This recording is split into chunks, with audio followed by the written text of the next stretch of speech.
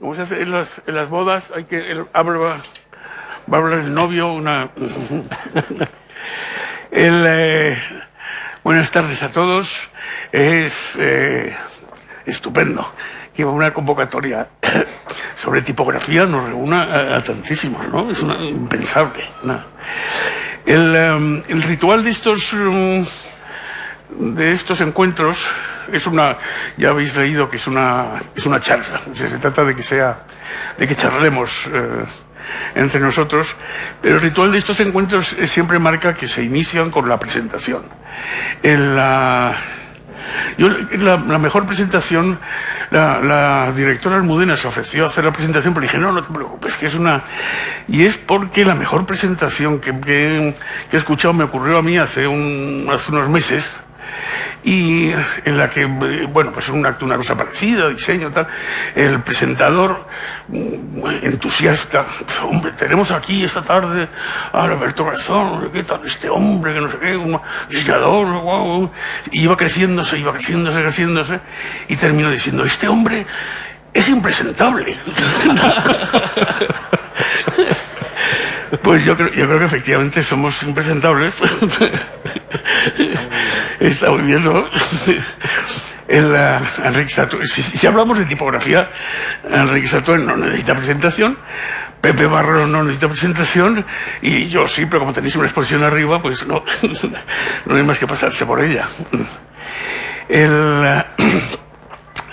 las charlas entre nosotros estos días así de preparación, yo creo que había una imagen que ha surgido que podía ser muy interesante desde el punto de vista iconográfico, porque siempre nos preguntamos qué importante es la tipografía no solamente en nuestro trabajo, sino en la vida cotidiana, leemos continuamente algunos incluso leemos en exceso. A mí me pasa cuando pinto, que me gusta pintar fuera del estudio, en el jardín, y entonces pongo el lienzo, y para que no se manche pues se ponen los periódicos. Bueno, pues tengo que poner los periódicos al revés, porque si lo pongo en sentido natural me quedo leyendo el periódico hace una semana. O sea, hay una tendencia a leer, y Enrique ha tenido unos problemas de vista. Me decía el otro día con el oftalmólogo que estaban muy preocupados, en fin, con la discriminación y no sé qué. Le dije, doctor, pero usted tiene mal el nombre en la bata. Y es que son estas batas de médico que te cosen el nombre, y habían cambiado una R por una N en el nombre. O sea que leemos de modo, bueno, y eso lo hacemos todos y todos los días, y lo hacemos de modo tan mecánico, inconsciente, y está tan asumido que realmente es verdad, no prestamos atención al sustrato, al soporte. Entonces había una imagen que era: la tipografía puede ser como la copa de vino.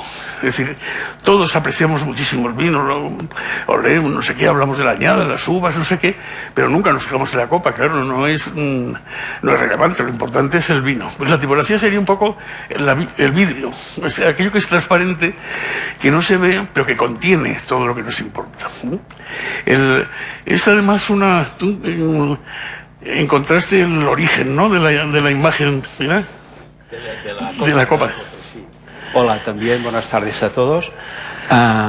Sí, efectivamente, tiene más interés, o tanto interés, el asunto que propone, es decir, el ejemplo de ver la tipografía a través del ejemplo que da la copa, que tampoco se ve, pero sobre todo tiene interés por quién lo dice esto.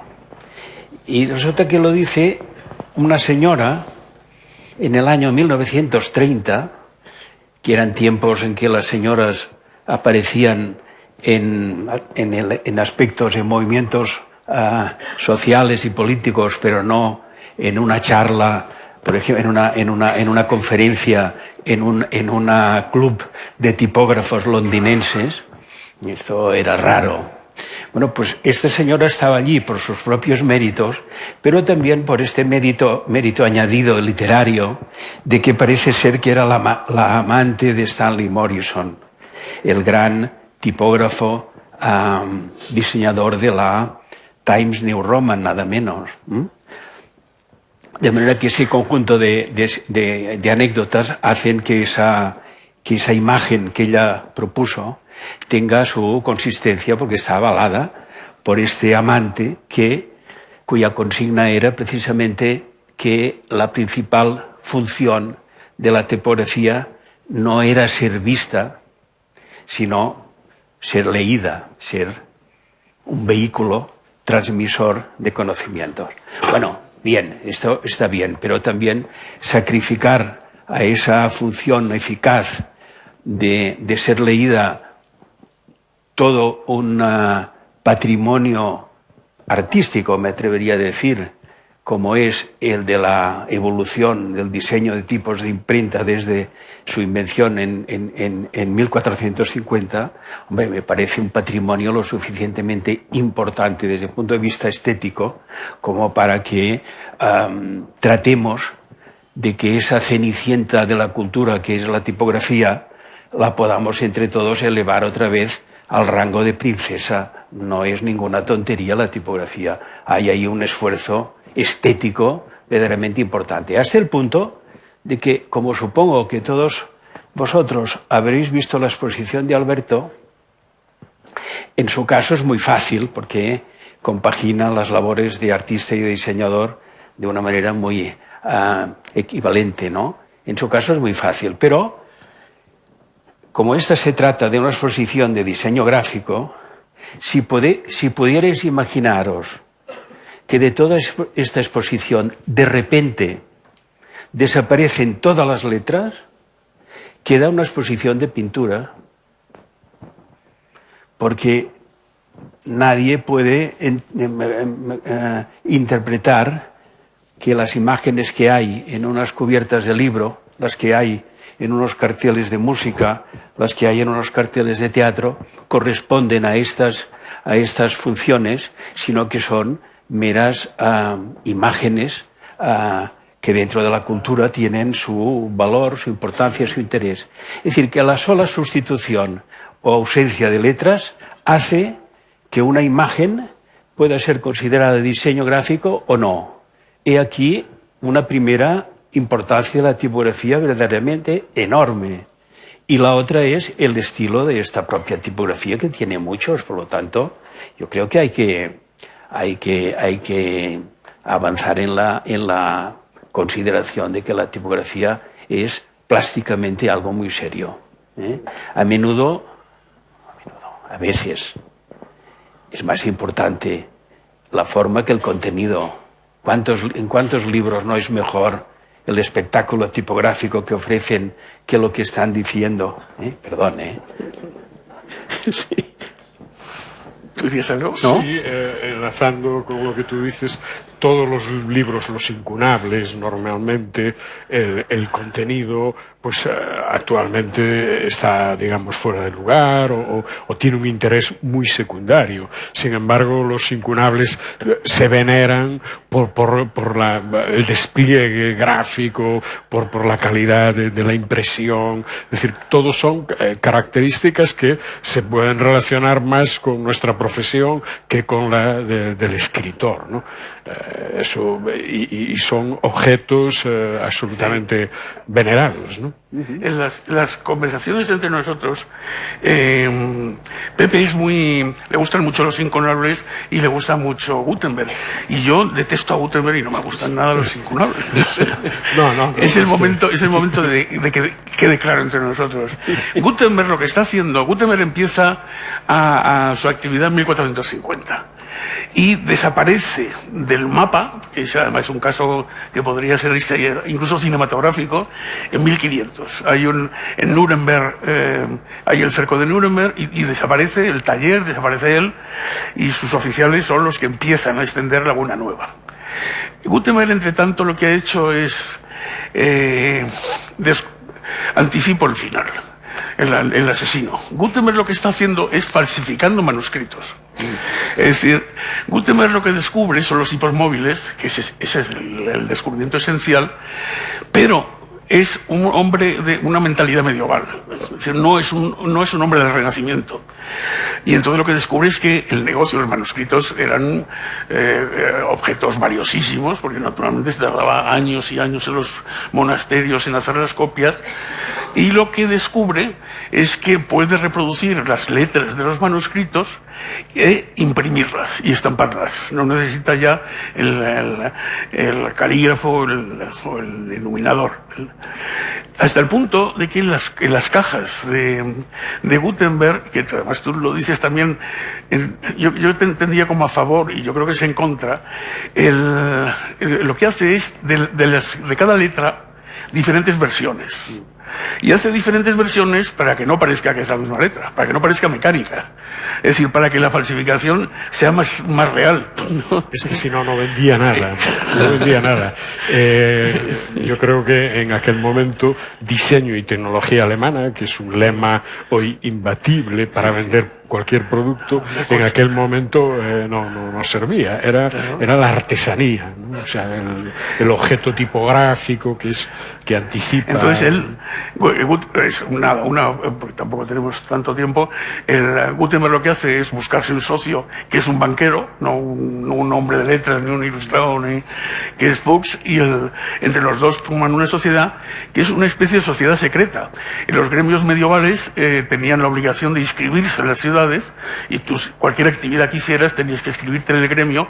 Nunca aparece Gutenberg, o sea, está en la clandestinidad. Hay un momento en el que, por razones geopolíticas, realmente en el momento, pues se supone que la venta de manuscritos empieza a tener dificultades. Los manuscritos eran obras únicas y por lo tanto, si en el mercado empiezan a meter muchos, pues entonces también desaparece el valor.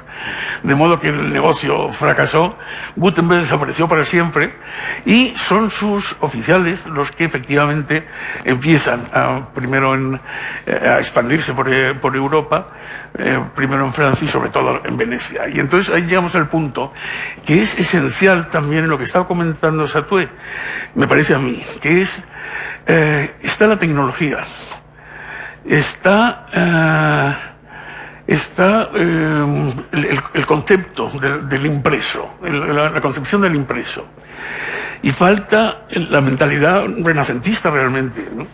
que es la que ofrece Aldo Manuzio. Aldo Manuzio es un impresor veneciano que lo que hace es inventar el libro realmente. El libro es el libro de bolsillo, realmente, la encuadernación en pliegos, es decir, revoluciona todo completamente el concepto de manuscrito.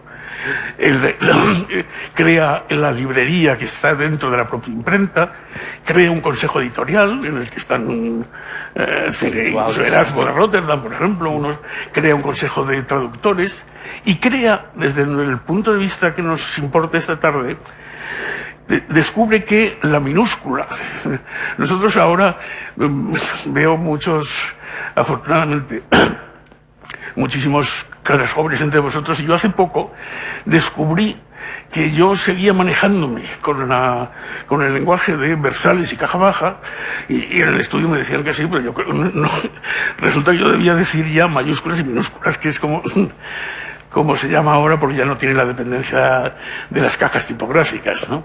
Entonces Manuzio lo que descubre es que nosotros leemos fácil y cómodamente, como dice Satué, en minúsculas, no en mayúsculas, ¿no?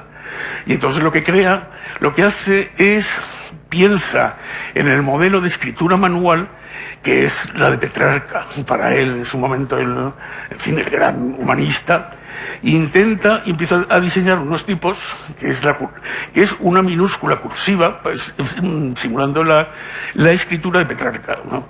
Crea lo que se llama, lo que durante la época de la tipografía clásica se llaman aldinas por Aldo, y que nosotros en castellano se llamaban bastardillas, la letra bastarda, no era la letra... No era la... Claro, que es en realidad lo que llamamos la cursiva, ¿no? En estos momentos. Bueno, a mí... ¿Estás de acuerdo con la...? Entonces Gutenberg desaparece. No, sí. Espera, que Y esta... aparece Manucho. Me temo que esta, más que una mesa redonda, será una mesa triangular. Y cada cual irá por su lado, ¿eh? De manera que, para no desautorizar a Alberto, seguiré por este sendero, pero quería llamar la atención ahora que es tan fácil no mirar atrás porque las cosas son tan inmediatas, tan fugaces, que enseguida se vuelven antiguas, enseguida pasan de moda, enseguida tal.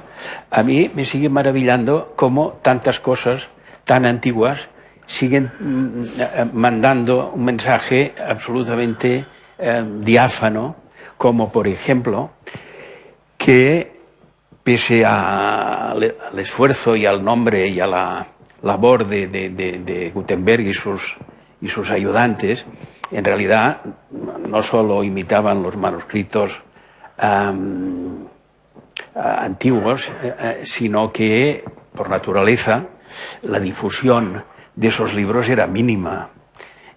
Y en cambio, quien verdaderamente impuso la tipografía gótica fue Lutero, porque fue el primero que se le ocurrió imprimir una Biblia no solamente en letra gótica, sino sobre todo en idioma alemán, de manera que todo el mundo de repente tuvo acceso a unos textos que se iban reproduciendo, primero a mano, después a máquina de imprenta, del latín. Y por lo tanto, el que realmente fue imponiendo a lo largo de los siglos la letra gótica como un patrimonio cultural nacional alemán fue Lutero. Y digo que me maravilla porque hace muy poco he tenido ocasión de volver a recrearme en los textos de una colección de libros que yo creo que es única en el mundo, que se lleva publicando desde 1912. O sea que los que celebran los 50 años con gran esfuerzo y notoriedad, al lado de los 103 que ya lleva esto, no es nada. Bueno, es una editorial alemana muy interesante porque... Perdona, lo de los 50 años va por mí. Porque... No va por los editores. Bueno. Alfaguaras, no sé qué, no sé cuántos, que el esfuerzo de celebrar 50 años es muy grande, ¿no? Pues ya no te digo yo 103, pero es que además estos 103 se celebran con unos libros que no han cambiado en absoluto. Siguen manteniendo el mismo diseño, siguen manteniendo los mismos materiales de tapa, etcétera, y siguen manteniendo la misma tipografía gótica del interior. Que son unas novelas, unos textos siempre breves, pero que han pasado por todas las etapas, como tú recordabas en tu esquema, las etapas en que la gótica estuvo al servicio nacional de una manera muy tendenciosa, ideológica, como fue durante el nazismo, y han pasado por sucesivas epopeyas y circunstancias, pero no deja de ser la relación gótica y alemana muy estrecha verdaderamente. Y entonces en estos libros que son ajenos a cualquier ideología, que hay un plantel, más de 1000 títulos, un plantel de autores absolutamente heterogéneo, el hecho formal de que estén compuestos en tipografía gótica les da de repente un valor tipográfico, un valor plástico, un valor de mancha, una letra difícil de leer y que a mí no me gusta en absoluto, pero que reconozco que tiene un poder de presencia y de autenticidad importante, ¿no? De modo que de lo de Gutenberg hace 500 y pico años, de lo de esta colección hace 100 y pico, y las tipografías se mantienen así. Desde los libros que leemos todos, en papel, están compuestos en una tipografía que es pariente muy cercana, hija, nieta, sobrina, de esa primera Gensón que se diseñó en 1460 o 70, que es algo absolutamente increíble. Cómo alguien en posesión de sus móviles y sus iPads, últimos modelos, puede leer un libro sin considerar, como podría hacerlo con esa colección de libros alemanes, que le están sirviendo un producto con una tipografía verdaderamente anacrónica. Oye, pero esta tipografía tiene su origen en el siglo XV. ¿No? En cambio, esa facultad de vidrio, de la copa de cristal de la tipografía, permite que todo eso sea por ahora absolutamente impune, por suerte para nosotros, porque son unas tipografías de una gran delicadeza y de una gran precisión en su diseño, pero quiero decir que es un factor más de que efectivamente pasamos por encima de la tipografía sin darnos cuenta de ella, ¿eh?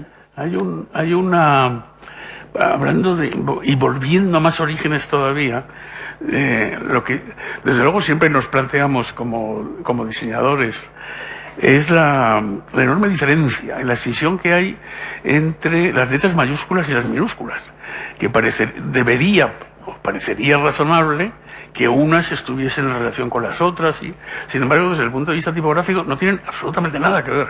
Y los intentos que se ha hecho sobre todo de convertir la estructura de minúsculas en mayúsculas, masculinizar,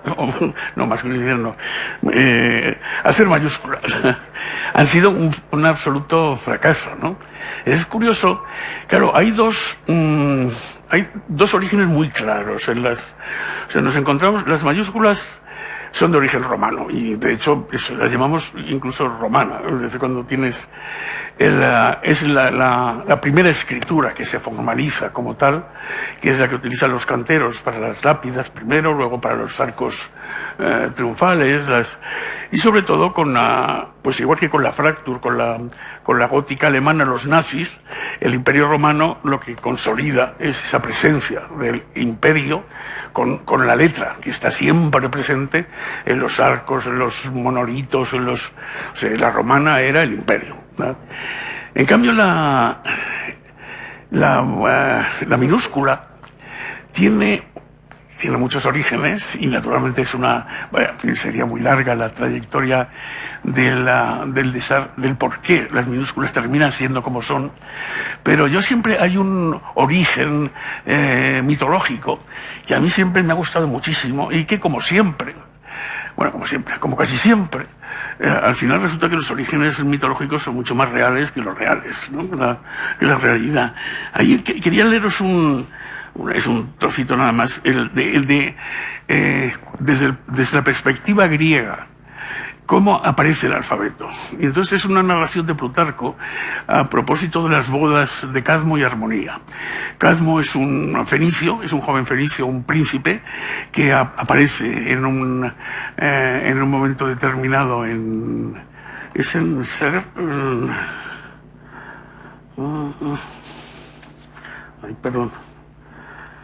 Samotracia. Aparece un barco fenicio en las costas de Samotracia, baja un príncipe tebano, que es Cadmo, es recibido como se recibe a los ilustres visitantes extranjeros y tal, y entonces cuenta que él viene persiguiendo el origen de su viaje y el por qué está allí, es porque desde hace años sigue persiguiendo el rastro de su hermana, que es Europa, que ha sido raptada por un toro y sigue intentando encontrarla.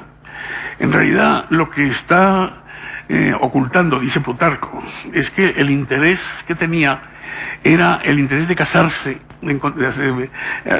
casarse con Armonía. Armonía es una semidiosa, una hija de Venus y de Mortal, digamos, estas historias ya de los griegos que se liaban en dioses inmortales en cualquier momento, ¿eh? Sí. Y entonces no cuenta Plutarco por qué, pero que la intención de Cadmo era total, que se conciertan las bodas, hacen no sé qué, y a la fiesta de la boda acuden dioses y hombres en igualdad de condiciones. Los presentes Dice que por fin llega el día esperado, el día de la boda, las deidades bajan del Olimpo para celebrar el matrimonio. El último encuentro, ellos no lo saben, de mortales y dioses. Al entrar en el banquete encuentran que sus asientos son de oro. Los novios llegan erguidos como estatuas en carro arrastrado por un león y un jabalí. Entonces los olímpicos en fila presentan sus regalos. El más misterioso y el más grande fue el de Zeus. Zeus les donó todo lo perfecto, dice Plutarco, sin explicar qué cosa puede ser eso. A continuación se crea un silencio expectante. ¿Qué regalo equivalente tendría Cadmo para la armonía?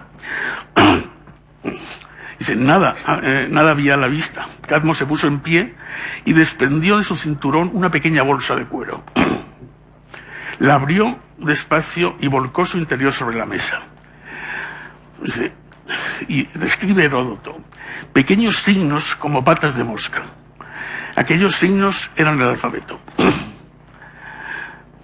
Dones provistos de mente, vocales y consonantes convertidas en signos minúsculos. Modelo grabado, dice Plutarco, de un silencio que no calla. Precioso, ¿verdad? Bonito. Oye, sí. En el momento en el que los dioses ven el alfabeto, comprenden que, pues como en el árbol del bien y del mal, la divinidad comprende que ya no, que ya tiene que retirarse, tiene que alejarse. El alfabeto está dotando de memoria a los, y por lo tanto el poder de los dioses desaparece, ¿no? Ese es Lo gracioso es que Plutarco utilice este término de minúsculas. ¿Qué quería decir? Pequeñitos. Pero yo también puedo pensar que quería decir de caja baja, claro, minúsculos. Porque realmente, así como la contundencia de la letra romana en su carácter mayúsculo es absoluta, el alfabeto fenicio reproducido en un libro, uno no sabe muy bien si son mayúsculas o minúsculas, o si hay signos que podrían ser de uno o de otro modo, ¿no? Y aunque pueda parecer muy anecdótico, insisto, aunque la tipografía, quien tenga que recibirla, leerla, no la note, la verdad es que en los años 50, la revolución instigada por la Escuela de Diseño de Ulm en Alemania, hubo un intento de dejar de utilizar la tipografía mayúscula y utilizar únicamente minúscula. El idioma alemán está lleno de mayúsculas en todas partes. Los nombres comunes y mil cosas están en mayúscula, de manera que, digamos, los sustantivos, ¿no?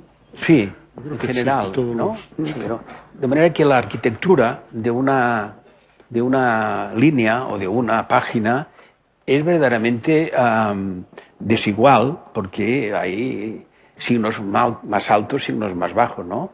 Mientras que la propuesta de hacerlo todo en minúscula, pues era más amable en el sentido estético, formal, etcétera, ¿no? Bueno, pues esto fue una auténtica revolución, aparte de los que estaban a favor y de los que estaban en contra, pero fue una auténtica batalla o guerra, ¿no? Que al final se perdió por las costumbres que son tan potentes, ¿no? Pero como propuesta yo creo que tenía interés. Pero hoy en la red es muy común prescindir de las... en la red, en la web, en todos los aparatos que utilizamos, es muy común prescindir de las mayúsculas. No sé si por comodidad, pero eso ya también el diseño gráfico desde hace años lo ha elevado ya a categoría y aparecen nombres que no utilizan la primera letra en mayúscula. Es decir, que se ha también hecho verdad, es verdad. También con una búsqueda de informalidad y de, bueno, de un trato más próximo, cercano. Sí, Yo sí. creo que eso se ha generalizado mucho, ¿no? Sí, sí, sí, es verdad. Quizás, no sé si tiene algo que ver Old Teicher, que siempre estuvo, este diseñador alemán de la escuela de Ulm, que siempre estuvo en contra de las mayúsculas, ¿no? Que le recordaban la clase alta y la clase baja, ¿no? Entonces era la democracia era un poco la minúscula, ¿no? Eso. Mientras, fíjate que eran con Ulm y bueno, con la Bauhaus, luego con Ulm, con los intentos también, siempre han sido como intentos un poco aristocráticos, digamos así. En cambio, tú como comentando es decir, en estos momentos tenemos las herramientas conceptuales y tecnológicas para diseñar alfabetos que no necesiten esa connotación de absoluta novedad, de innovación, pero que sin embargo las condiciones de legibilidad se cumplan sobradamente, ¿no? Tú tienes el ejemplo de La Voz de Galicia, por ejemplo, que me decías. Sí, yo os comentaba que hace unos años mi mujer rediseñó el periódico en el que trabaja y se plantearon, claro, que había que, quizás una de las piezas clave es el tipo de letra de los titulares, porque en los periódicos es gran parte de su identidad, como se reconocen, es por esa pieza clave, que es la letra en la que se escriben los titulares de las noticias, una letra mayor que las demás y tiene un peso muy grande. Entonces, como la tipografía parece que no, pero hay que pagarla. Una publicación o una editorial tiene que, digamos, comprar una licencia para utilizar un tipo de letra. Lo que pasa que hoy en día, por un poco más, puedes pedirle a un diseñador gráfico especializado en diseño de letras que personalice un tipo de letra que nadie más va a tener.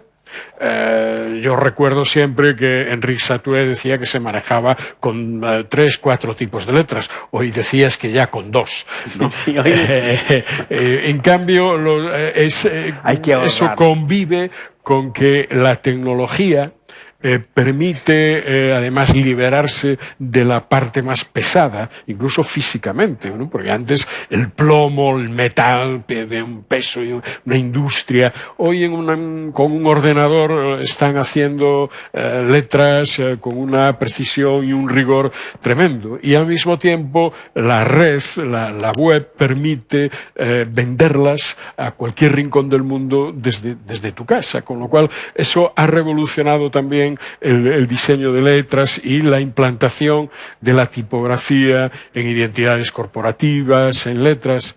Y yo recuerdo a esta persona, a este diseñador que hizo el tipo de titulares de La Voz, es un portugués que se llama Dino dos Santos, solo se dedica a eso, además, bueno, da clase, pero también sobre tipografía.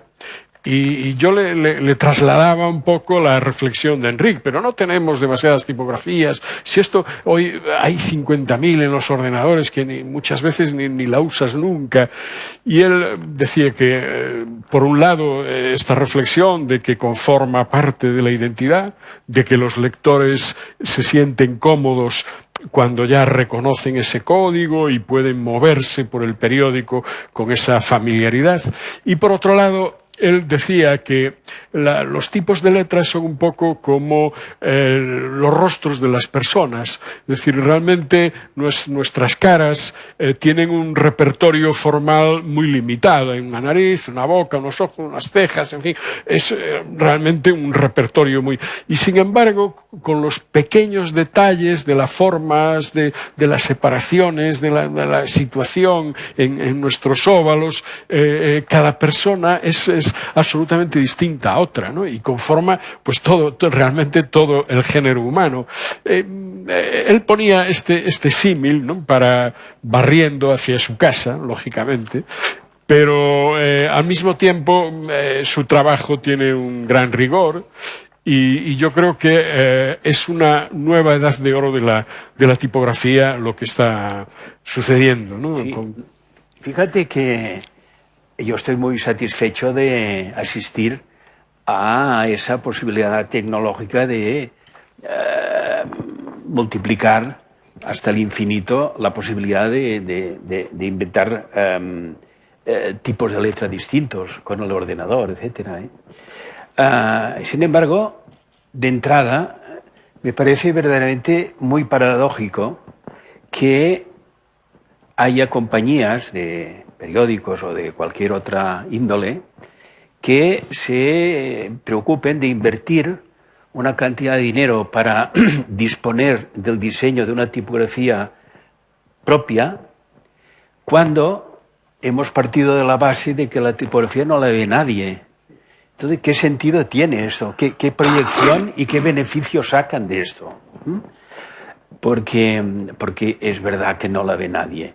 No solamente esto, sino que aquellos, incluidos diseñadores, pero aquellos que tengan años suficientes como para haber asistido, no sé si en los años primeros de los 70, 75, 76, 77, a la aparición en el mercado del periódico El País,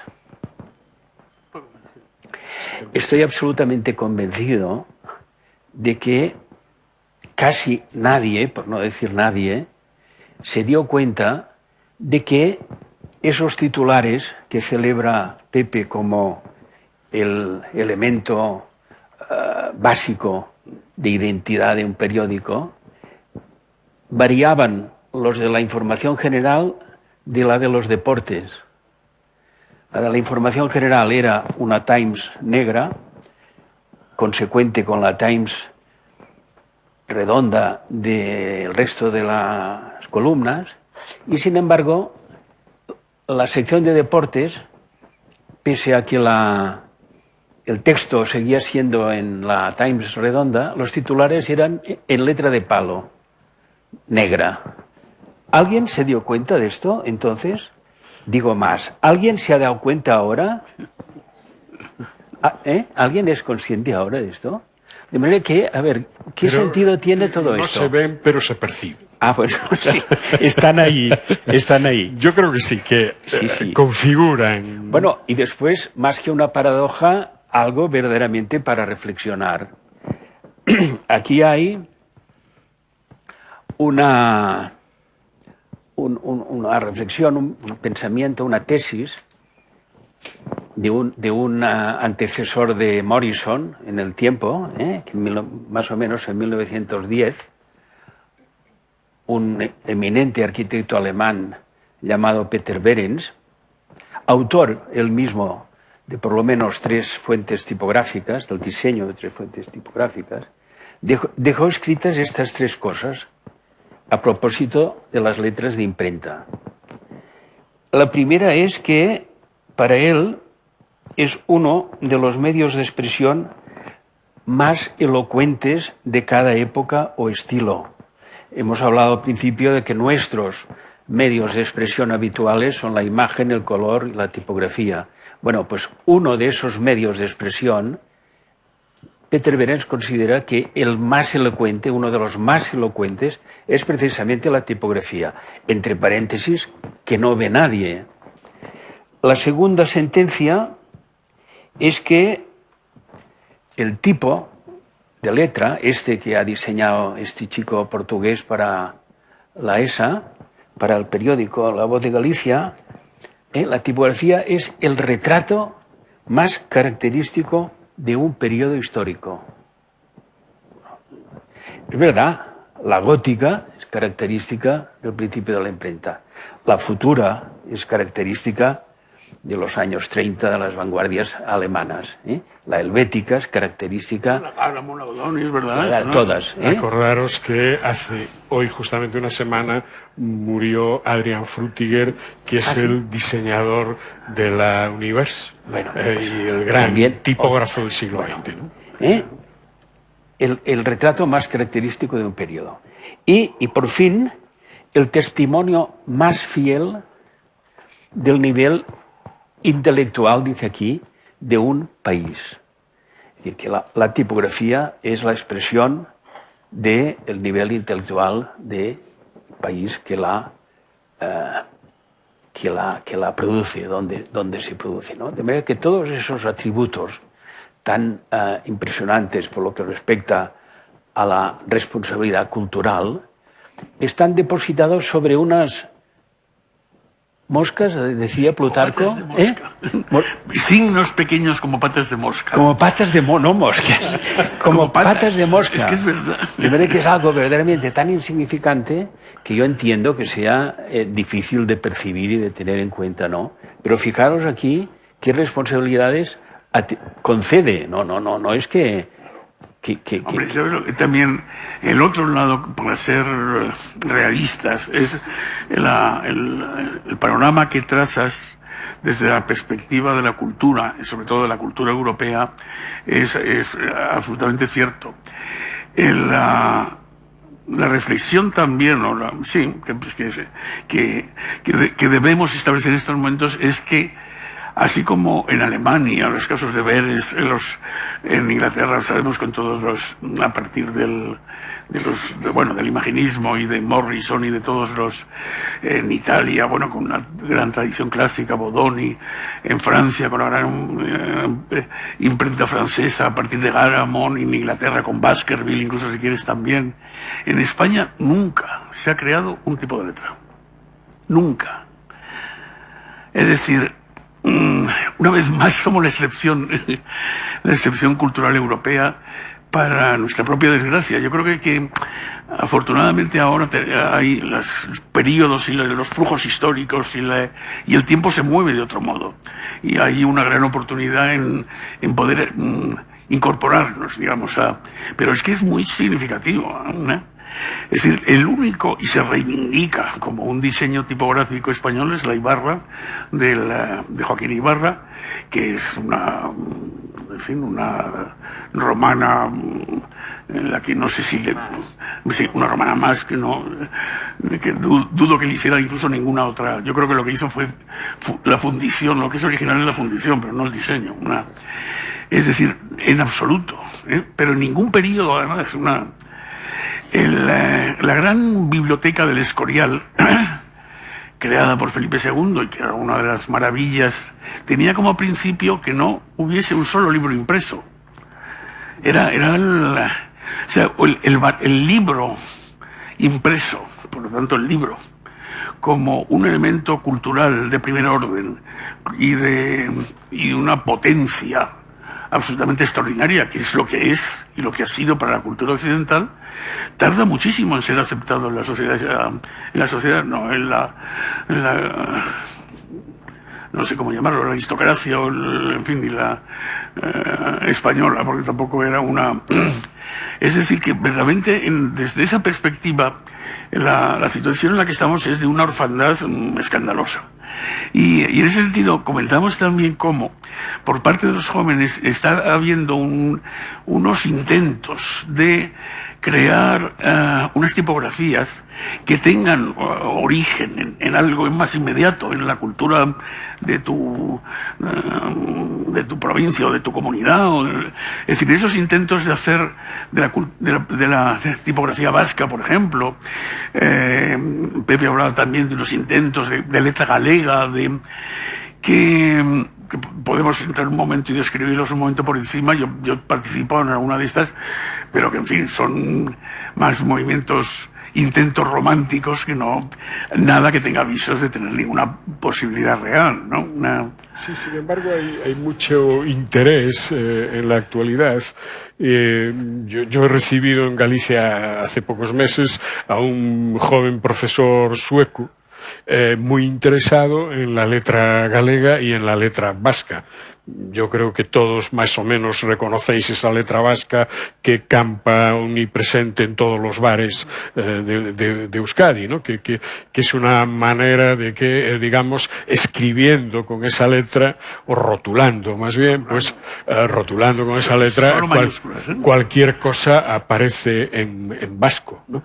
En Galicia no es tan omnipresente, quizás en Euskadi sí, por la dificultad del idioma, y entonces, digamos, la letra sustituye al idioma y conforma lo que los sociolingüistas llaman, porque me lo explicó este señor sueco, que yo no lo sabía, paisajes lingüísticos, que al mismo tiempo ya me lo apunté rápidamente, me pareció un concepto fantástico, precioso, ¿no?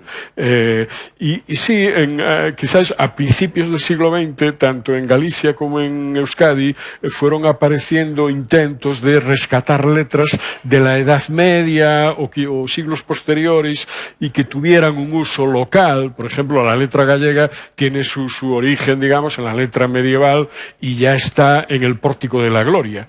Es decir, en los dinteles donde el maestro Mateo se declara autor y en el año 1188, pues ya es ese tipo de letra que en el siglo XX los nacionalistas gallegos, Castelao, que además de ser un político gallego para nosotros muy querido, es también un diseñador gráfico. Y es, digamos, quizás su mayor aportación en la primer tercio del siglo XX es desarrollar este tipo de letra que es siempre manuscrita, es de origen epigráfico, nunca se ha fundido, hasta recientemente el diseño digital permite que cada quien haga cosas.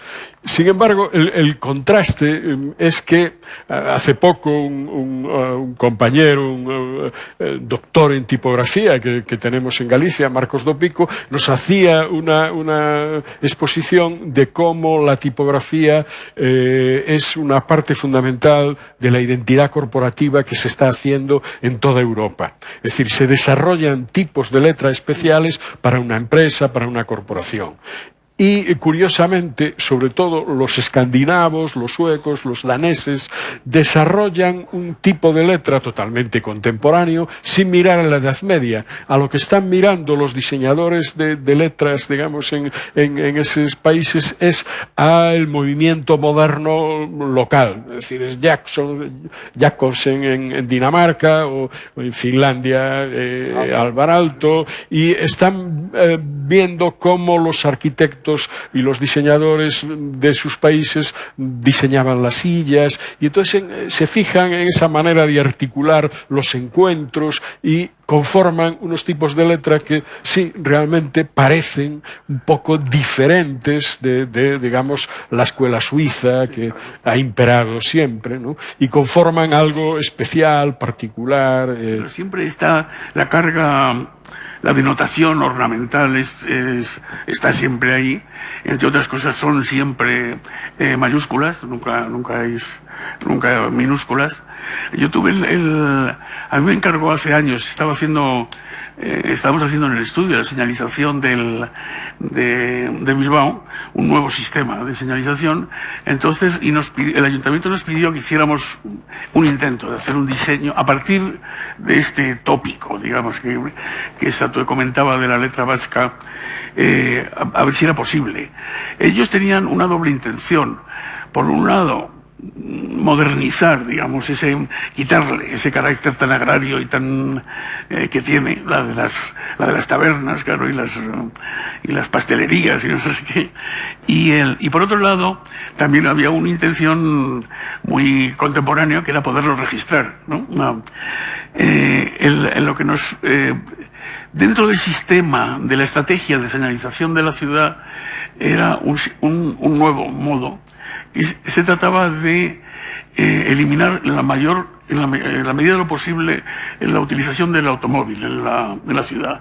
Y para eso la señalización, la estrategia era a la entrada de Bilbao, en cualquiera de las entradas, lo que había es la denominación de los barrios, nada más. De modo que si tú vivías en Ibarrondo y yo iba a visitarte, tú me decías, tú sigue la señalización de Ibarrondo y ya llegará un momento que verás la calle Ataulfo, no sé qué. Ese era un buen principio y, dada la escala de Bilbao, perfectamente posible. Se quedó a medias porque la muerte del alcalde, que era el verdadero promotor, el que llevaba todo eso, lo ha dejado un poco en suspenso, no sé si se retomará. Entonces lo que se trataba era de simplemente diseñar unas mayúsculas euskaldunas, por así, para señalizar exclusivamente los nombres de los barrios y diferenciarlo del resto de las señales que irían en una helvética condensada, en una... Y entonces hice un intento de buscando también, estuvimos buscando en el estudio antecedentes de donde salía, y así como en Galicia era de las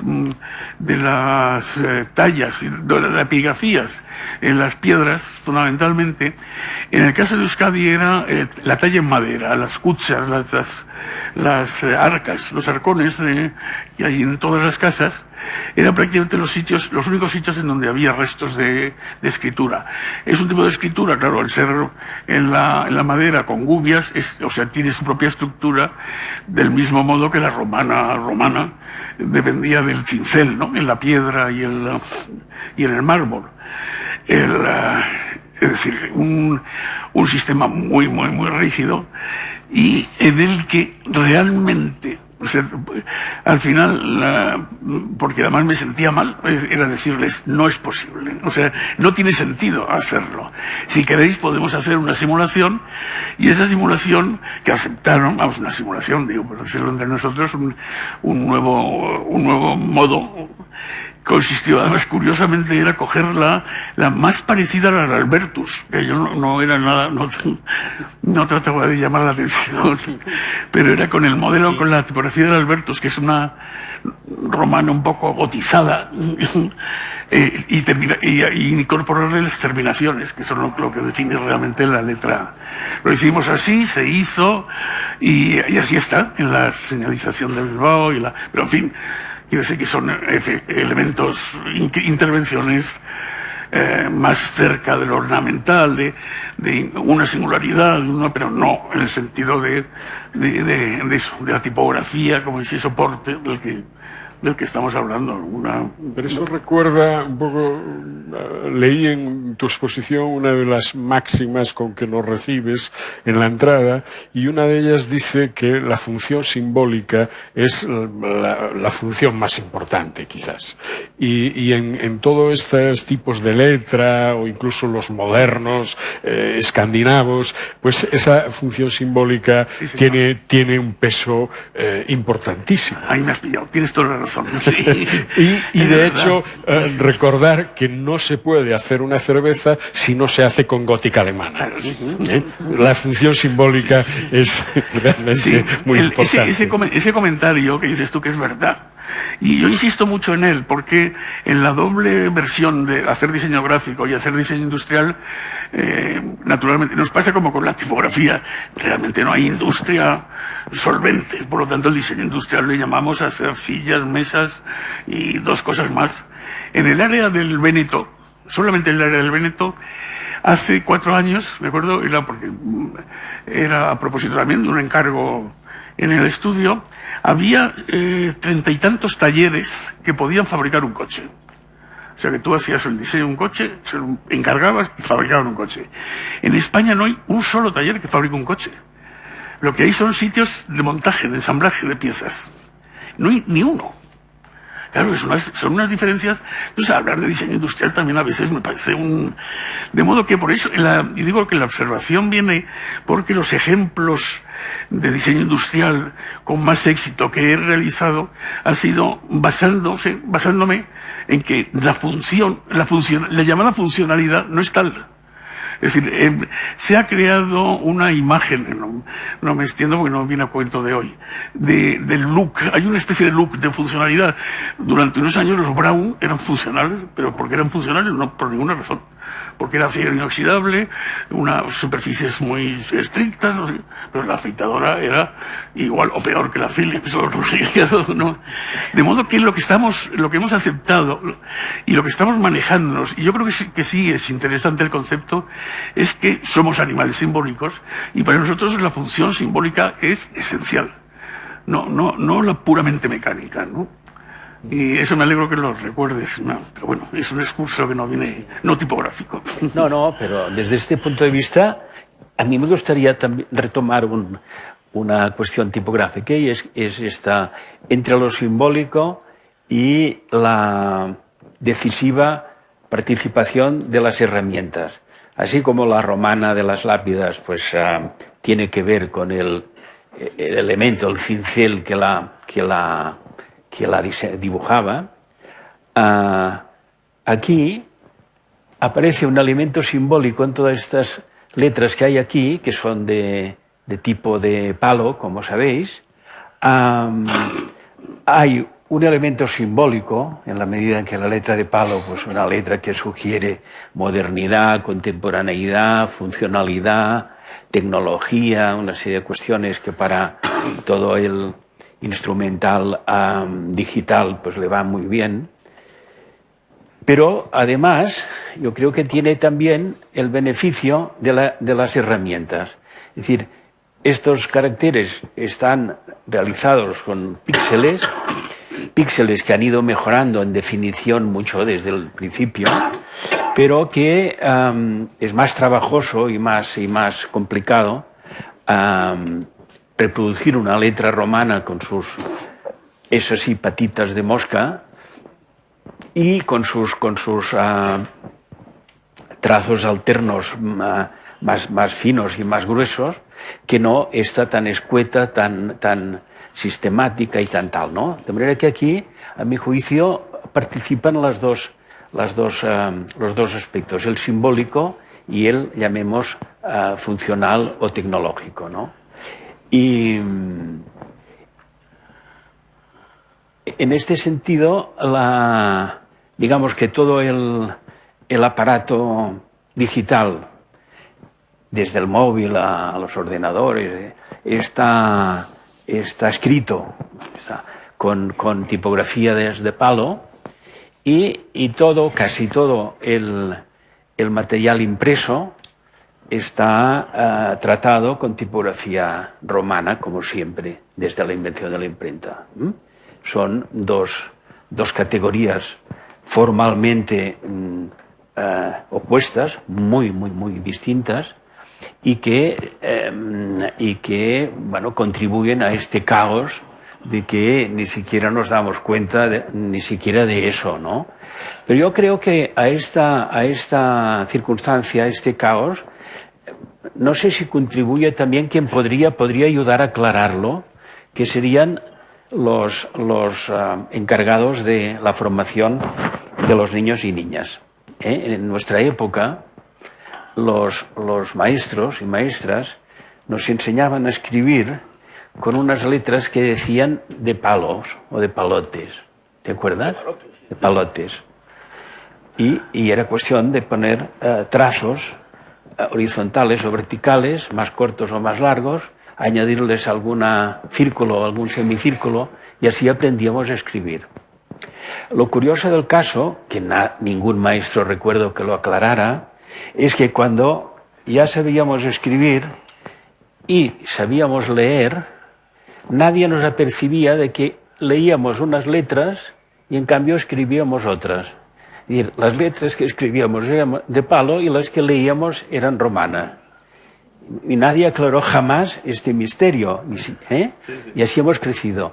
Y parece que ahora el incremento de las tipografías digitalizadas de carácter manuscrito están tomando auge, no sé si también apoyadas en esa nueva pedagogía nórdica que están instruyendo a los niños y niñas a que escriban con letras de palo y me temo que con mayúsculas. Claro. Sin embargo, fíjate que yo tengo la experiencia de mi hijo, cuando ya estaba avanzado en primaria, seguía teniendo una manera de escribir farragosa, lenta, y entonces no sabíamos cómo ayudarlo hasta que se nos ocurrió que lo mejor era que imitara las letras impresas en los libros. Entonces él empezó a imitar la letra impresa y mejoró muchísimo, y hoy ya, claro, ya ha hecho propia, ¿no? y singular su manera de escribir, pero es desarrollada a partir de la letra impresa, no de la letra manuscrita, que fue la que le enseñaron. Y curiosamente a mí siempre me llamó la atención que algo, no recuerdo a quién se lo leí, que cuando aparece la imprenta, congela la forma de las letras, porque si no hubiera imprenta, la letra seguiría evolucionando porque seguiría siendo manuscrita y a lo mejor ahora la A tendría otra forma completamente diferente. La imprenta congela la forma y la transmite de manera prácticamente inmutable, salvo los 1001 variantes de tipográficos. Bueno, es que esa es la cualidad de la imprenta, o sea, la gran cualidad de la imprenta es que reproduce de forma idéntica en cantidades ilimitadas, claro, ese es el... Sí, efectivamente. Hombre, hay el otro lado interesante, así a tener en cuenta también que, por cierto, en la semana próxima, algo así, se inaugura una exposición que Chema Ribagorda, que es un buen diseñador y un buen tipógrafo y ha comisariado en la Biblioteca Nacional sobre la caligrafía española. Y es curioso porque, así como comentaba que no hay un solo elemento tipográfico, diseño tipográfico en toda la historia de la cultura española, sin embargo, las escuelas caligráficas son las mejores de Europa. O sea, los desarrollos caligráficos que están ligados más a la corte, a la aristocracia, a los documentos notariales, a las chancillerías reales. A las chancillerías. Sí. De hecho, por ejemplo, resulta muy chocante, a mí me sigue resultando muy chocante que en estos momentos, en 2015, vas a una notaría para autentificar no sé qué, y va el notario escribiendo a mano y corrigiendo y borrando con la goma y haciendo, ¿no? Es una... Sí. Es decir, que sí, hay la traducción y la transcripción de esa relación entre la mano, el cerebro y lo que vemos y lo que leemos es un espacio que a lo mejor también puede que tenga otros desarrollos en el futuro interesantes. ¿Sí? Sí, lo bueno que tiene la tipografía es que esa dimensión exacta y matemática y repetida es que es absolutamente neutra. Es decir, que no interviene para nada el sentimiento personal del autor de nada, ¿no? Y en este sentido sí es muy funcional y es muy eficaz. Lo que ocurre es que a mí, que me seduce la intuición, me interesa muchísimo lo racional de los aspectos creativos, artísticos. Me seduce seguramente porque es algo que se escapa verdaderamente a mi control, ¿no? Y en esa sistemática tan dura, digamos, tan matemática, tan exacta y tan repetitiva como es la creación de tipos de imprenta, es justamente donde veo su mayor virtud. Ser capaces de, pese a esa disciplina tan estricta,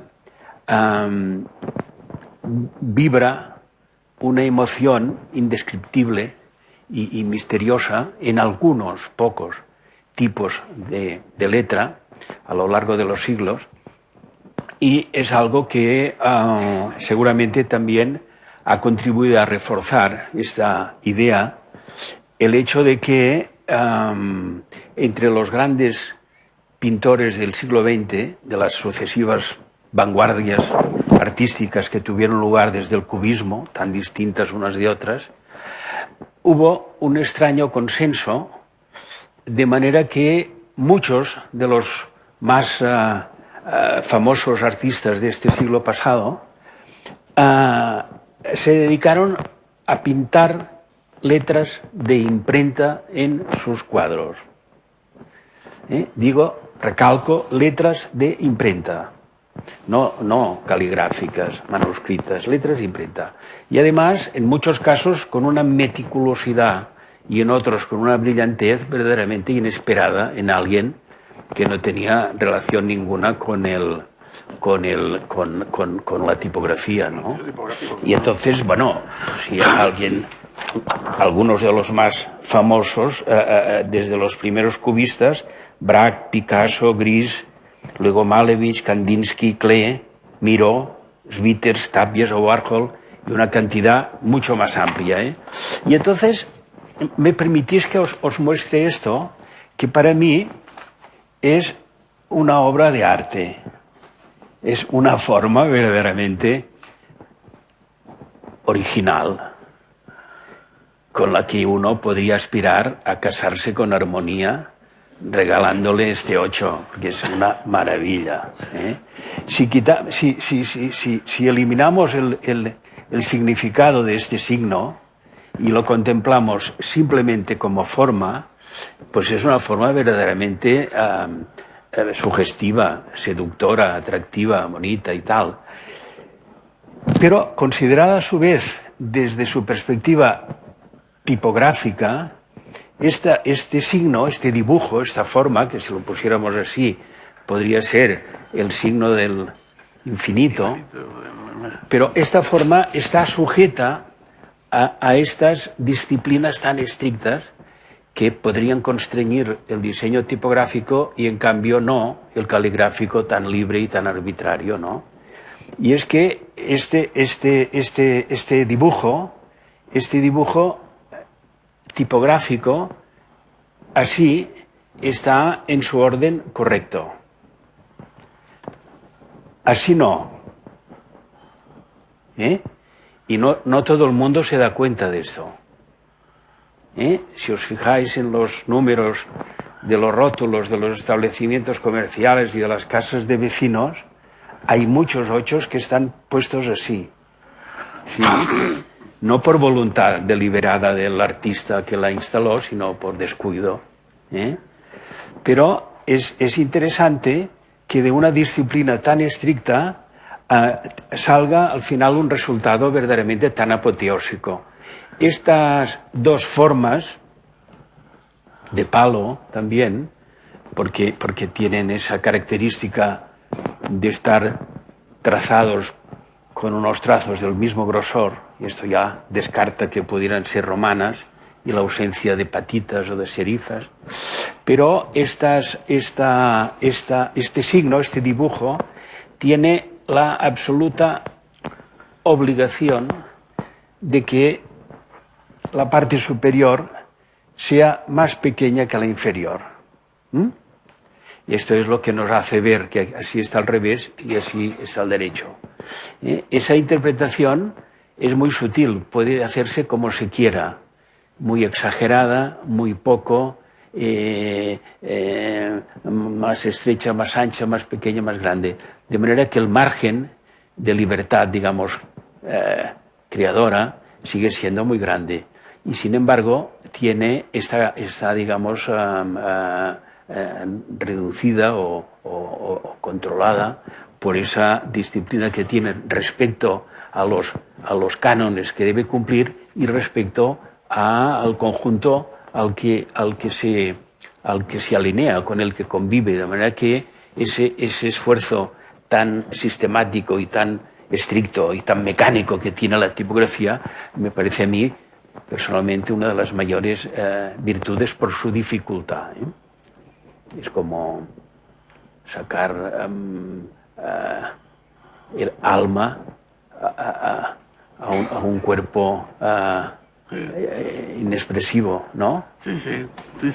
Pero lo que tú planteas, es decir, ¿por qué los 8 son así? O las Bs, que también tienen la barriga superior más pequeña que la... eso es por razones de tipo óptico, seguramente, para que eso no se nos caiga, quede bien asentado. Es decir, eso que, curiosamente, la vanguardia histórica, en su afán de rechazar la historia y de partir de cero, pues se plantea el diseño de tipos con cartabón, con compás, con las figuras geométricas, y desecha, todas esas sutilezas y fracasaron. De hecho, precisamente la gran novedad que aportan los suizos, con Frutiger como paradigma, es un poco tener en cuenta las correcciones ópticas y también lo que llaman el ductus, o la forma en que se trazan las letras. Es decir, que se reelabora la letra de palo con cosas que ya estaban en las letras romanas, ¿no? Y eso provocó un antes y un después en el siglo XX, ¿no? A partir de los años 50, cuando... Sí, sí. Pero fíjate que este 8 es mucho más antiguo que este. Y en cambio mantiene el mismo principio. Es decir, aquí también la parte de arriba es ostensiblemente más pequeña. Sí, sí. Aquí no, pero sí que no rompe. Digo, bueno, estos que hacían esto, ahora lo vamos a hacer al revés. No. Y es que la tipografía ha tenido, a diferencia de otras artes y otras prácticas, ha tenido para mí otra condición que me parece muy reveladora. Y es que durante los 550 años que nos separan de la invención de la imprenta, y aquí incluyo incluso más, incluyo la mayoría de los alfabetos digitales, el proceso de evolución del diseño de tipos de letra de imprenta ha sido imperceptible, no ha sido en general debido a grandes revoluciones, sino que ha partido siempre como las marcas olímpicas, ha partido siempre de la consideración de un modelo, de un ejemplo, a tratar de superar en lo posible, consciente de que eran empresas difíciles, porque partían de unos ejemplos verdaderamente magníficos, pero ha habido esta, digamos, condición humana tan plausible de tratar, ¿por qué no?, de mejorar lo ya hecho, ¿no? Pero mejorarlo dentro de una práctica muy acreditada y muy admirada, de manera que incluso, digo, incluso los de ahora, en el fondo siguen haciendo, siguiendo este mismo comportamiento, ¿no? De no avanzar a base de revoluciones, de rupturas y de desprecios de todo lo anterior, sino a base de ir construyendo poco a poco un edificio cada vez un poco mejor. La esencia de la tipografía es la lectura, el referente, y por tanto la comprensión lectora es el objetivo. Y en ese sentido es en el que yo, por ejemplo, desde la práctica profesional, he encontrado siempre muchas más oportunidades, no tanto en la utilización de las familias tipográficas, sino en elementos como los anchos de línea, los interletrajes y los espacios entre las letras, los interlineados y los interletrajes, ¿no? Y yo creo que, y un elemento que para mí ha sido siempre esencial, que era que lo utilizaba de modo intuitivo con los primeros artefactos que nos permitieron en los estudios, de un modo natural, inmediato y sin grandes complicaciones, alterar el diseño, que era la Repromaster, aquella, no sé, ¿te acuerdas? O sea, antes de todos los repertorios que afortunadamente disponemos en estos momentos, hubo un periodo de artesanía en relación con la tipografía, que era, ya no dependíamos de la imprenta a la que tenías que ir, que te imprimieran el papel, que tú hicieras entonces las correcciones, ni tampoco existía la fotocomposición, ¿no? Entonces había y ahí siempre encontré desde entonces una gran oportunidad en los condensados. Es decir, la letra condensada, las tipografías clásicas, es decir, desde la Bodoni hasta la Times, y por supuesto incluso la Futura, en condensarlas no alteraba para nada, como mostraba esto aquí, su estructura esencial, no alteraba para nada, al revés, mejoraba la comprensión lectora, porque permitía, nosotros cada vez más, y es una cuestión a tener en cuenta, cada vez leemos más. Es decir, yo recuerdo que en los años 60 se puso muy de moda los cursos de lectura rápida, que se hacían nosotros ahora, sin necesidad de asistir a esos cursos, prácticamente el periódico lo leemos, casi en diagonal, los que leemos mucho los periódicos. Es decir, que ya eso ha desaparecido. De modo que los condensados de las letras favorecen el hecho de que las líneas no deben tener más de un ancho determinado, que antes eran cíceros, cuando los cíceros existían. Ahora no sé exactamente cómo será en milímetros, en centímetros, pero la línea no puede ceder aquello que el ojo puede seguir. Y por lo tanto te permitía agrupar más matrices, más letras en un mismo ancho. De modo que las condiciones, a su vez también, en el uso que hacemos de las tipografías, hay una serie de recursos que, sin alterar sustancialmente lo que es el propio diseño, te permiten ir haciendo esas mejoras de... Lo que hace ilegible muchos documentos, sobre todo en soportes digitales, es que a veces se alteran esas cuestiones por falta de pericia. Entonces, si no haces los textos justificados con partición de palabras, con esos guiones, los textos tienden a abrirse, a justificarse con una distancia entre letras y palabras totalmente distinta de una línea a otra, lo cual hace absolutamente ilegible un documento. Es decir, cuando vas en la cuarta línea ya no puedes continuar. Y eso era lo que le pasaba a Gutenberg y a los primeros impresores, que para regularizar se inventaban ligaduras y versiones alternativas de las letras para poder rellenar el ancho, porque no habían inventado aún el guión final ni los puntos y apartes. Bueno, hoy, como no usemos eso, no se puede leer un texto bien compuesto, ¿no? Y en relación con... ¿Tú querías decir algo? No. En relación con el... en relación con la práctica... Sí, estamos ya en el periodo de descuento. Sí. Con la práctica, digamos, de trabajo y en el estudio, lo que sí he encontrado es cada vez más, quizá precisamente porque leemos ya mucho y es muy mecánico, que eso que habéis sugerido, no me acuerdo si eres tú también, de la desaparición en muchos casos de las mayúsculas para los comienzos de párrafo, dependiendo de cómo lo utilices, no es una alteración en la lectura importante. No es una alteración en la lectura, no. O sea, sí, te suena algo pasa aquí, pero no está afectando a la lectura. Yo creo que ahí hay una... La mayúscula, sí, dices tú. Sí, que no empiece con mayúscula. O sea, que sea siempre siempre en minúsculas.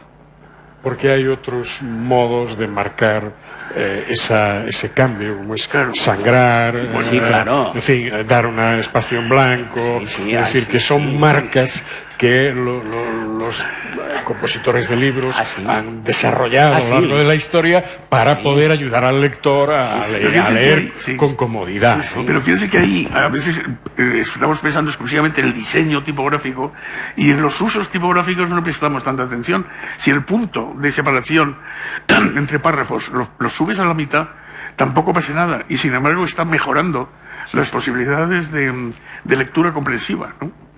No, por supuesto. Oye, pues, a propósito de esas revoluciones que surgen desde abajo, que son tan admirables y tan interesantes, es posible que ese intento revolucionario desde arriba, de los años 50, de renunciar a las mayúsculas, es posible que ahora, desde el uso de minúsculas a todo tren en los mensajes y en las direcciones de correo electrónico y todo eso, pues se puede llegar fácilmente pronto a componer un libro sin la necesidad de mayúsculas al principio del párrafo. Podría ser que aquí habla del interletraje, del espacio entre letras, del espacio entre líneas, de esas sutilezas que si no son profesionales es difícil de calibrar y de entender, ¿no?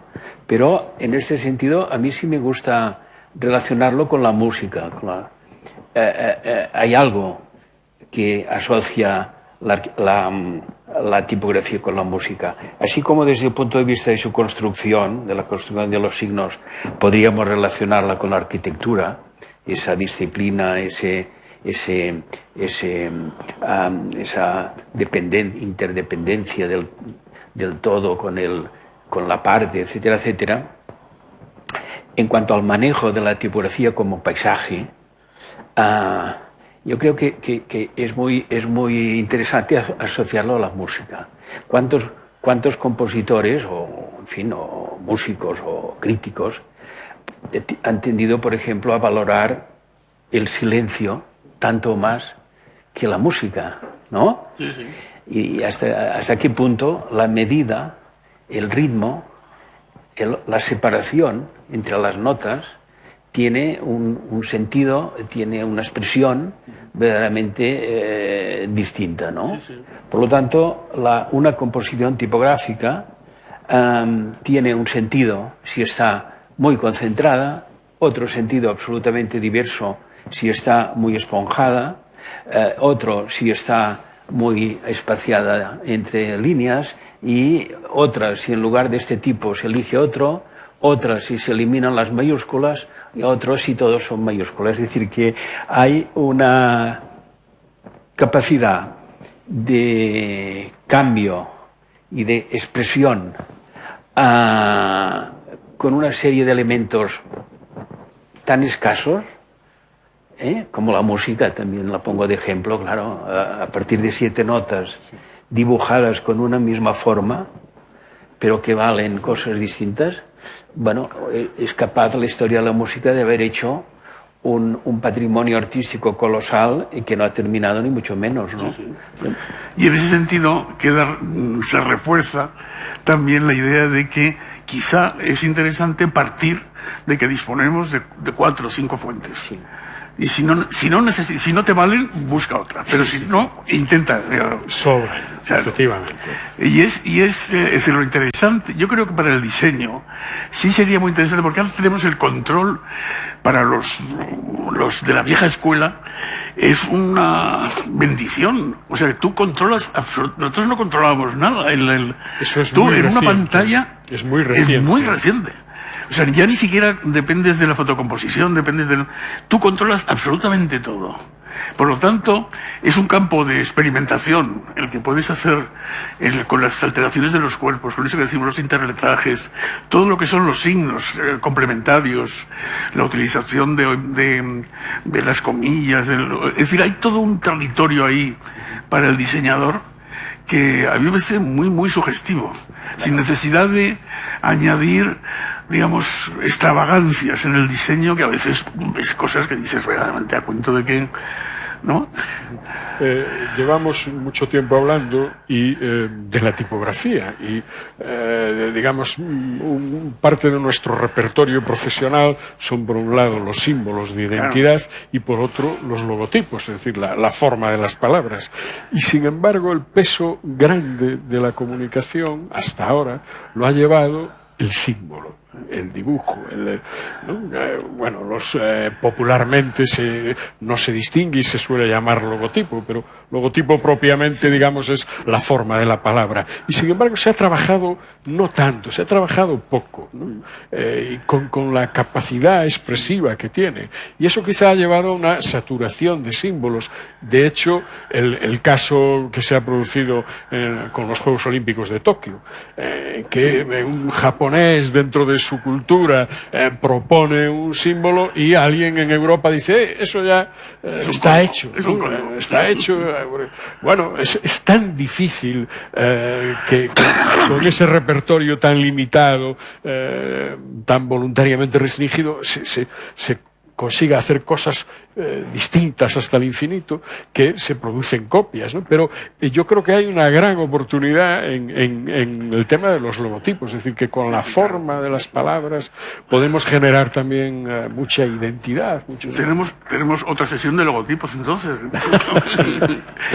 Bueno, estamos viendo el reloj, tenemos el tiempo ya limitado, porque nos pide la Fundación que tienen que... Bueno, que es así, como está marcado. Nada, agradeceros muchísimo. ¿Hay la posibilidad de que alguien pregunte o que diga algo que... ¿Sí? Entonces estupendo. A ver, alguien. Un par de preguntas. Venga, que sean muy buenas, A ver. Aquí te están... Perdón. Hola, buenas tardes. Yo quería preguntaros que nos dieseis unas pistas sobre esas 5, 6 o 2 tipografías para poder utilizar. Sí. Yo te diría, hay diferentes escuelas filosóficas. Yo sigo la de Massimo Vignelli, un querido maestro y amigo. Massimo insistía en que eran 4. Era la Garamond, la Times, la Bodoni y la Futura. Y la Helvética, perdón. Esas eran. Tú incorporabas o quitabas también, ¿no? No, yo había tenido hasta 8. Ah, Sí, yo había puesto... Más generoso. Sí, más ambicioso, más ¿cómo se llama? Generoso. No, lo contrario de polígamo, más polígamo. Yo había añadido la Clarendon, había añadido la Futura. Claro, sí. Lo que pasa es que la Futura es como la cocina, es un palo la Futura que hay que usarlo con mucha moderación y en un momento justo. Si lo usas demasiado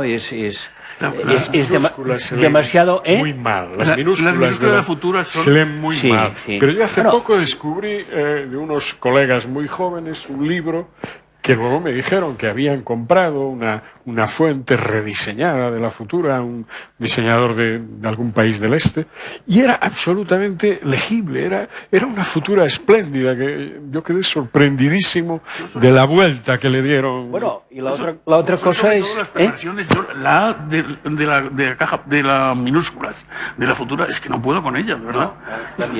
No, por eso que cuando uno tiene enfrente la obligación de diseñar un logotipo y a priori decide, yo voy a hacer un logotipo con Futura, y resulta que le toca manejar unas letras en un orden, Podemos, por ejemplo, que la Futura no va, porque hay una A que no te gusta, hay una letra que discordante respecto a las demás, de manera que no se puede operar así. Hay que dejar que la palabra hable y según lo que diga la palabra encontrar el tipo de letra adecuado, ¿no? Que eso me parece muy importante, por eso hay que tener unas cuantas a mano, pero es que todo lo demás en realidad son eso que decía, son pequeñas aportaciones. La que hizo el Times para sustituir la que tenía era igual pero un poco distinta, es decir, que no merece la pena considerarla. De todas los centenares de tipos que se han hecho a propósito de una primera, sí. Bueno, se parecen tanto que no. Ahora clases verdaderamente, pues sí, hay 8, hay 10, hay 12, no sé. ¿Son suficientes? Quería preguntaros que las palo seco, Futuras, helvéticas, etcétera, surgieron a partir de una necesidad.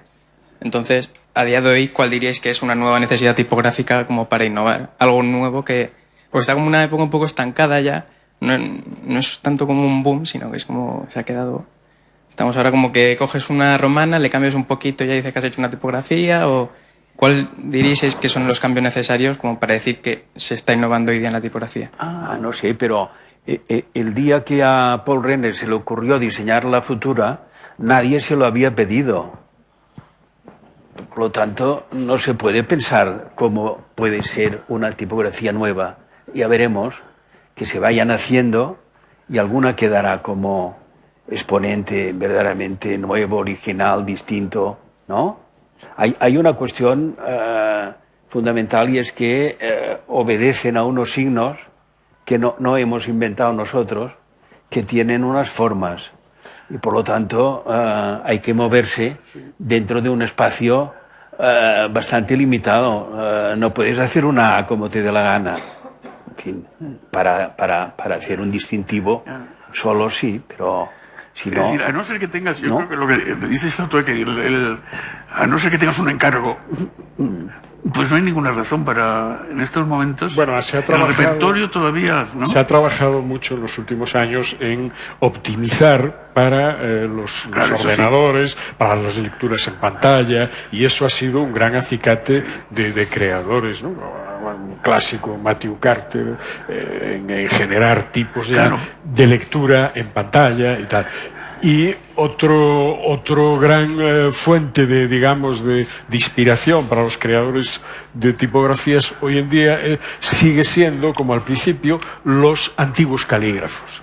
Entonces yo creo que vamos a hacerle caso a Alberto, ir a ver esa exposición en la Biblioteca Nacional, porque seguramente va a inspirar muchas nuevas creaciones tipográficas. No, luego es la caligrafía, la Escuela Española de Caligrafía es interesantísima. Ahora Bueno, sí. a ver, después de dar un largo rodeo, Google ha puesto un logotipo nuevo en marcha. Después de dar un largo rodeo, ha pasado de la Futura, que podía haber cumplido magníficamente el encargo, a una tipografía de palo muy parecida a la Futura, pero peor. Sí, ¿qué sentido tiene? Deben estar muy orgullosos de que han hecho una tipografía especial para Google. Bueno, a veces Es que tiene muchas veces no- que ver con las licencias. Bueno, ya, con pero las, tipográficamente no tiene registros, menor sentido, tipográficamente, ni todos los significa el menor avance. Los PCs cogieron la tipografía tradicional, Ya. la calcaron para poder registrarla y poder usarla sin pagar las licencias a Europa, ¿no? Eso fue. Y hoy hay tipografías espurias que son calcos de las Sí, tradicionales. no sé si hay alguna pregunta No, que ya se hace me decías, Laura, ¿no? perdona, sí. A mí me interesó mucho lo que hablaba Pepe, creo, sobre el paisaje tipográfico Sí. en relación con una charla que asistí hace varios años sobre el tema de la contaminación de las tipografías, ¿no? El exponente en ese momento nos hablaba, por ejemplo, que la gótica se había contaminado con todo el tema histórico del nazismo. Sin embargo, a finales de la guerra ya los nazis habían desistido de utilizar la gótica y utilizaban incluso no sé si la futura o hablaba, y sin embargo la futura no se había contaminado, ¿no? Y bueno, el ponente que venía del País Vasco, un profesor, hablaba lo mismo pues de la tipografía euskera.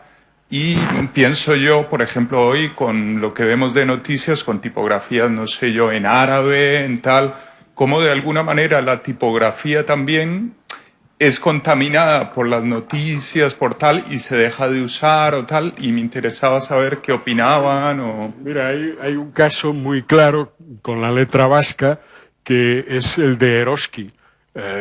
Yo creo que conocemos todos los supermercados Eroski que actualmente están en toda la península, ¿no? Y Eroski tenía un logotipo con esa letra vasca que popularmente conocida como chapela, porque parece que llevan esas grandes boinas, ¿no?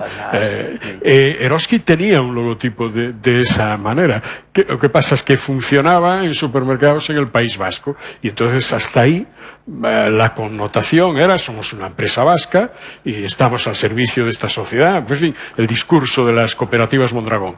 Cuando se empiezan a expandir en determinados sitios, se empiezan a ver que la connotación con lo vasco puede resultarles nefasta por todo el asunto, bueno, de la política, del terrorismo, en fin. Y entonces rediseñan el logotipo de manera que ha quedado reducido lo vasco a una sutileza tan grande que ha desaparecido, ¿no? Y ellos han necesitado eso en la expansión, porque yo recuerdo en pueblos de Galicia, cuando abrían un Eroski, que decía la cosa popular, son los de la ETA que están abriendo. O sea, un disparate. Y todo eso, pues, es un tipo de letra. Bueno, esas connotaciones yo propondría ahora que estos almacenes españoles que se llaman el Corte Inglés, Sí. tienen una tipografía que no se corresponde con el nombre. Se tendría que llamar el Corte Español, ¿no? Porque la tipografía no se parece en nada inglés, a nada inglés, pero en absoluto. Y en cambio a ese español cutre y provinciano y tal sí que estaría bien. Que yo podría cambiar no la tipografía sino el nombre. Sí, sí. Tenemos un cliente ahora ya con problemas, pero... Oye, pues ahora ya sí tenemos que cortar. Muchísimas gracias. Como podéis ver, lo de la tipografía es afortunadamente inagotable. Como decía Groucho, decía, estos son nuestros principios, pero tenemos otros y nos gustan. Muchas gracias.